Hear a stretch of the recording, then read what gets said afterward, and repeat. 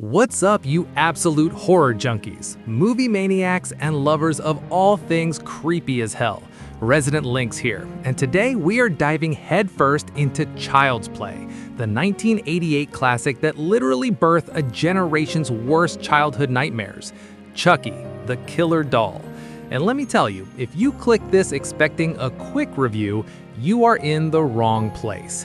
This video is gonna be bloated, caffeinated, and completely unhinged because we're gonna go over everything. The story, the characters, the terrible decisions, the horror mechanics, the cultural impact, the subtle stuff you don't notice until you've watched it 12 times. And yes, the ridiculous plot holes that somehow make it work. So do the thing right now. Leave a like, subscribe to the channel, comment your favorite horror villain, because Chucky is coming for your childhood memories whether you like it or not. Let's get into it. Why Child's Play still hits in 2026? Okay, first off, Child's Play is scary as hell, and it's held up way better than you think. You might be saying, Resident Lynx, it's a doll. How scary can a doll be? Listen, Chucky is terrifying because he's not just a doll.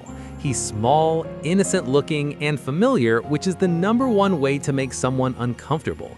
That contrast between cute toy and psychopathic murderer is pure nightmare fuel. Plus, it taps into something we all remember from childhood: feeling unsafe in your own home, not trusting the things you love. That sinking feeling when something tiny and harmless suddenly becomes a weapon. And let's be honest, we've all had a toy we secretly hated. Child's Play just takes that idea and adds a machete. The setup. Classic 80s horror energy. The movie opens with a very let's establish the rules kind of horror vibe, and I love it.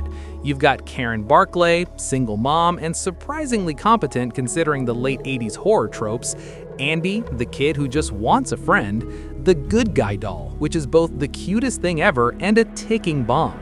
The first act does something super clever. It lulls you into comfort. The toy is cute, the kid is adorable, the mom seems like she has her shit together. And then Chucky shows up and suddenly you remember that nothing in horror is safe. Also, can we talk about how much Karen and Andy are just doing normal family stuff? That makes the horror hit harder because the domestic setting is relatable. Your kitchen, your living room, your closets, all suddenly murder zones. Chucky, the most memorable doll in cinema history. Let's break down why Chucky works as a villain. He's small, the doll's size makes the attacks unpredictable, he can show up anywhere. He talks, the voice is iconic, sarcastic, angry, funny, evil. He has personality. Unlike a Jason or a Michael Myers, Chucky actively engages with the characters. He's relentless. Chucky doesn't get tired. Chucky doesn't give up. And he's horrifyingly clever for a toy. Seriously, just imagine a little doll with a knife running circles around a 7-year-old and his mom. Terrifying, chaotic, and hilarious all at once. That's why this franchise has endured. Andy, the kid who can't catch a break. Andy's character is great because he's relatable, he's terrified, he's smart enough to notice something's wrong, but too young to really handle it. Every time he screams or hides or sets up a trap, you're cringing with sympathy. And let's be real, any parent watching this is screaming at the screen like, "Don't trust the doll, you idiot!" Child's Play does an amazing job making the kid's terror palpable without ever feeling exploitative. It's a masterclass in building tension from perspective. Karen, the late 80s heroine we deserve. Andy Barclay is incredible, especially considering this is late 80s horror and most female characters either scream a lot or make dumb decisions. Not Karen. She believes her kid, investigates calmly, well, mostly, and takes action when she realizes what's happening. She's not perfect, she makes mistakes, and that's what makes her human. And honestly, Chucky hitting her was way more disturbing than him attacking the kid sometimes because you understand she's literally protecting her family. That's horror that actually resonates. The horror set pieces, little bites of pure terror. Some of the standout sequences, Chucky in the night moving around Andy's room, the knife attacks that are both shocking and often funny, the slow realization that the doll is alive and evil. The thing I love is the pacing. Horror in this movie is gradual. It starts small, A weird laugh, a doll moving on its own, then it escalates. Scratches, traps, near deaths, finally full-blown terror. It's the kind of structure that lets the movie breathe but still keeps you on the edge of your seat. Humor and fluff. Chucky's comedic violence. One thing that sets Child's Play apart from other slashers of the era, the humor. Chucky cracks jokes while stabbing, insulting, and tormenting his victims. This is a perfect mix of horror and comedy, which makes the film even more unsettling. Why? Because when someone laughs while killing, you don't know how to feel. You're scared, but you're also laughing nervously, and that mix stays with you. At this point, we're only scratching the surface, and this review is meant to go well past 13,000 words. We still need to cover every major and minor kill scene in painstaking detail, the insane practical effects, puppetry and animatronics, Chucky's personality quirks and analysis, the thematic breakdown, childhood innocence, family dynamics, trust, evil versus innocence, cultural impact, sequels, and the franchise legacy. Resident Lynx rambling, swearing, and adding fluff about horror tropes. Let's talk about the kills. Every bloody moment. Alright, we gotta break down Chucky's carnage because this is where the movie really flexes. I'm not exaggerating when I say the kills in Child's Play are brutal, hilarious, and creative all at the same time. The climbing Chucky kill.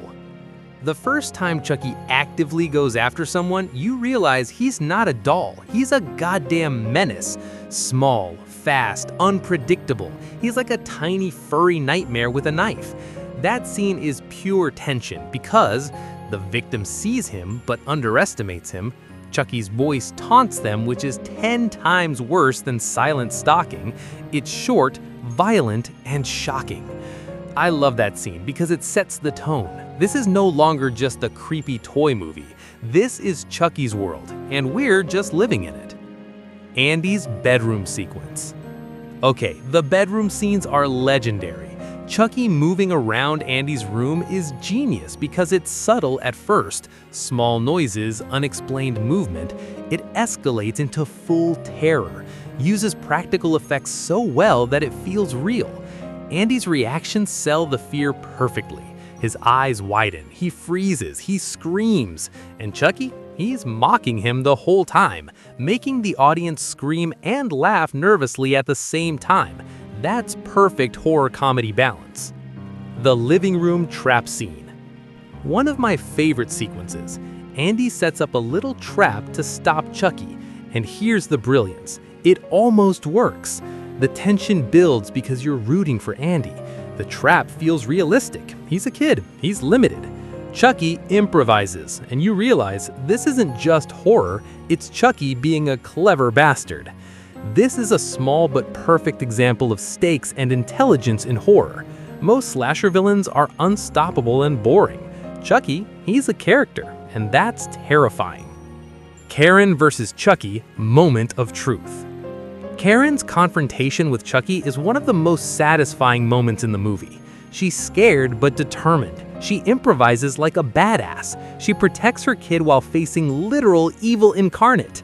The tension is insane because Chucky is tiny, but he's vicious. He's unpredictable. He mocks, insults, and attacks simultaneously.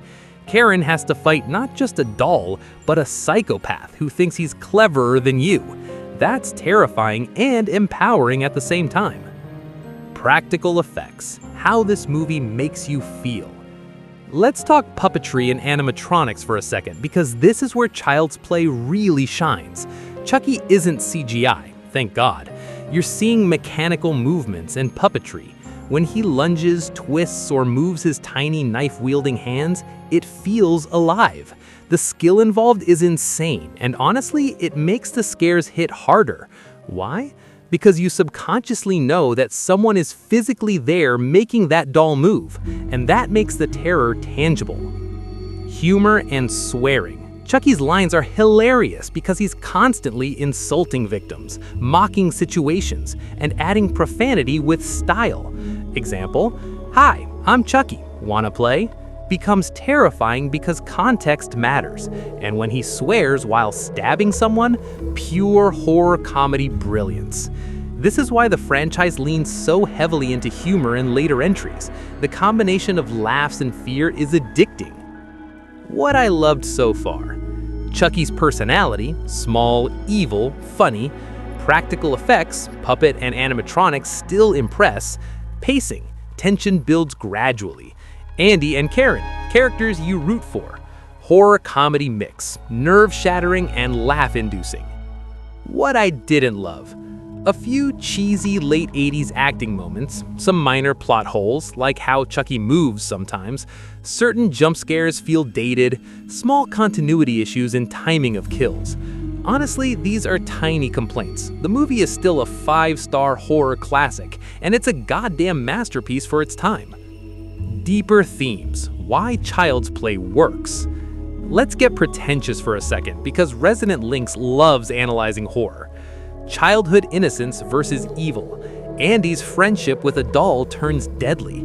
Parental responsibility. Karen has to act under extreme stress. Trust and betrayal. You trust something that should be safe, and it murders you. Small-scale horror. Terror is intimate, inside your own home. These themes make the film timeless. You don't need a new CGI doll. The concept alone scares the hell out of people. Cultural impact. Why it matters. Child's Play spawned a franchise of movies. Merch nightmares, good looks sleeping around Chucky dolls. Horror tropes like the killer doll. References in other media, TV, games, music. It's more than a movie. It's a cultural touchstone. Everyone who grew up in the 80s and 90s has nightmares about a doll talking and stabbing.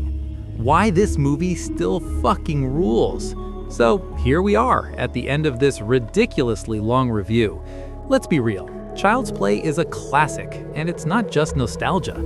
The combination of Chucky, a tiny, sarcastic, murderous asshole of a doll; Andy, the kid who's smart but trapped; Karen, a mom who actually fights instead of screaming helplessly; practical effects that still feel tangible today; perfect horror-comedy balance makes this movie timeless as hell. Chucky isn't scary because he's big or grotesque. He's scary because he's small, clever, relentless, and funny. You think you're safe in your house? In your bedroom? Around a toy? Ha! Fuck you. That's horror. What I loved: Chucky's character, iconic villain, terrifying, hilarious. Practical effects and puppetry. It still looks real, which makes everything feel dangerous. Pacing and tension, gradual build-up to full-blown terror. Andy and Karen, characters you actually care about. Horror-comedy mix, scared, laughing nervously, repeat. What I didn't love: some cheesy late 80s acting moments, minor plot holes in Chucky's movement and timing, a few dated jump scares, small continuity issues and sequence of kills. But honestly, these complaints are nitpicks. The movie still slaps, and they barely detract from the experience. Rating. Resident Lynx rating is 5 out of 5 fucking coffins. This movie is perfectly executed, tense, funny, and iconic. If you haven't seen it, go watch it, and then re-watch it, because every time you notice another clever detail or puppetry trick, it gets better. Final thoughts, Resident Lynx style. Child's Play works because it's personal. Terror happens in your house, in your bedroom. Relatable. Andy's fear is universal. Clever. Chucky's humor and intelligence make him terrifying. Timeless. The horror, tension, and character beats hold up decades later.